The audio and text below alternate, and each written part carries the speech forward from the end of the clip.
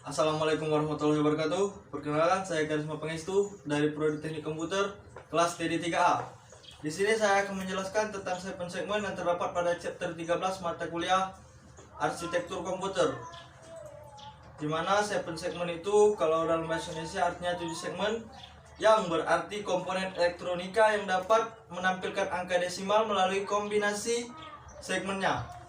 Contoh umum segmen itu terdapat pada jam digital, papan skor, kemudian microwave open, dan juga penghitung atau counter digital, multimeter digital, dan semua yang berbasis digital rata-rata menggunakan segmen. Lalu segmen pertama sekali diperkenalkan oleh Frank W. Wood pada tahun 1908 dan mulai dikenal luas pada tahun 1970 setelah aplikasi LED terkenal. LED yang berarti light emitting diode. Baiklah, yang kedua adalah prinsip kerja dasar dari segmen. Terdapat blok diagram dasar segmen display yang beranggotakan decoder, driver yang akan diubah menjadi display 7 segmen. Di mana blok decoder pada diagram di atas mengubah sinyal input dan berikan menjadi 8 jalur, yaitu A sampai dengan G, dan poin desimal untuk meng-on-kannya sehingga menghasilkan angka atau digit yang diinginkan. Contohnya, jika output decoder adalah A, B, dan C, maka segmen LED akan menyala menjadi angka 7. Jika sinyal input adalah berbentuk analog, maka diperlukan ADC. ADC itu adalah alat untuk konverter dari analog menjadi digital untuk mengubah sinyal menjadi digital sebelum masuk ke input decoder. Jika sinyal input sudah digital, maka decoder akan menanganinya sendiri tanpa harus menggunakan ADC atau analog digital converter.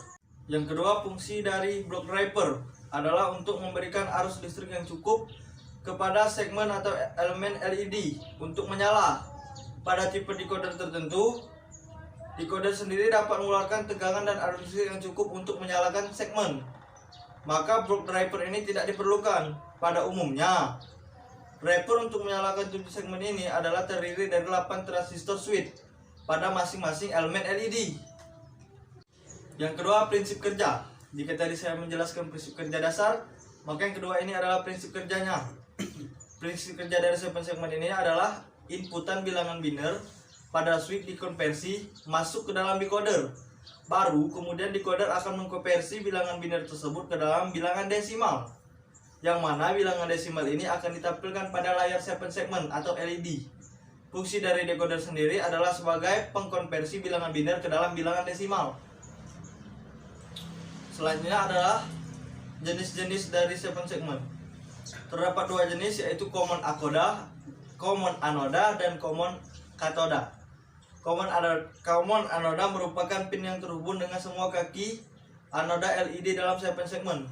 Common anoda diberikan tegang api sisi dan segmen dengan common anoda akan aktif pada saat diberi logika rendah atau sama dengan 0 atau sering disebutkan low.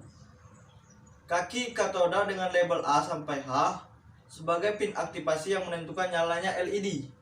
Yang kedua, common katoda. Common katoda merupakan pin yang terhubung dengan semua kaki katoda LED.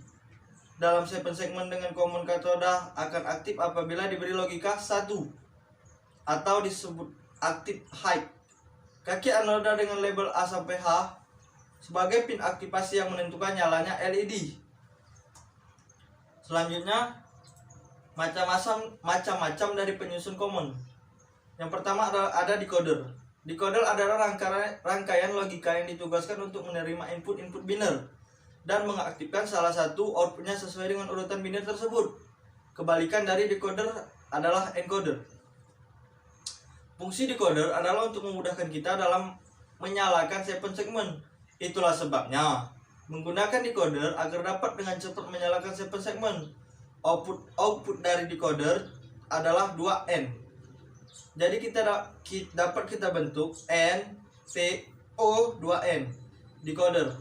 Jika kita ingin merangkaikan decoder dapat kita buat dengan 3 to 8. decoder menggunakan 2 to 4 decoder. Sehingga kita dapat membuat 4 to 16 decoder dengan menggunakan 2 buah 3 to 8 decoder. Jenis-jenis rangkaian decoder.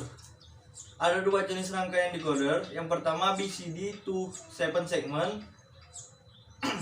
Ini adalah kombinasi masukan biner dari jalan masuk akan diterjemahkan oleh decoder, sehingga akan membentuk kombinasi nyala LED peraga 7 segmen LED yang sesuai kombinasi masuk biner tersebut.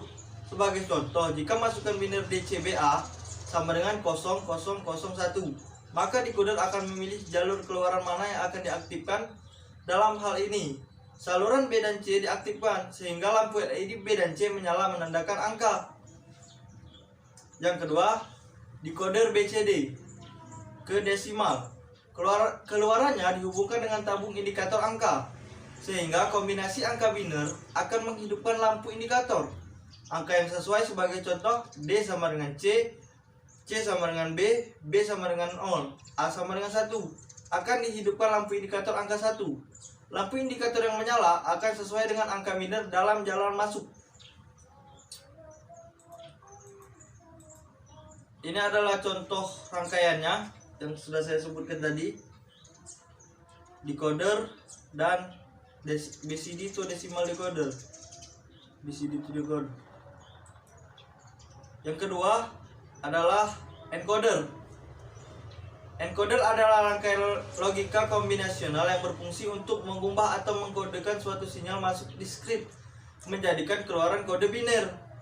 Encoder disusun dari gerbang-gerbang logika yang menghasilkan keluaran biner sebagai hasil tanggapan adanya 2 atau lebih variabel masukan. Hasil keluarannya dinyatakan aljabar boolean, tergantung dari kombinasi gerbang yang digunakan. Sebuah encoder harus memenuhi syarat perancangan M lebih kecil dari 2N. Variabel M adalah kombinasi masuk dan N adalah jumlah bit keluaran sebuah encoder. Satu kombinasi masuk hanya dapat mewakili satu kombinasi keluaran. Jadi jika yang masuk 1, yang keluar hanya 1.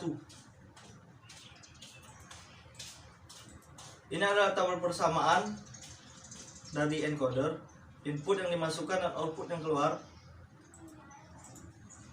Ini adalah contoh rangkaian gerbang, bisa dilihat. Dan ini adalah outputnya, sebuah kalkulator.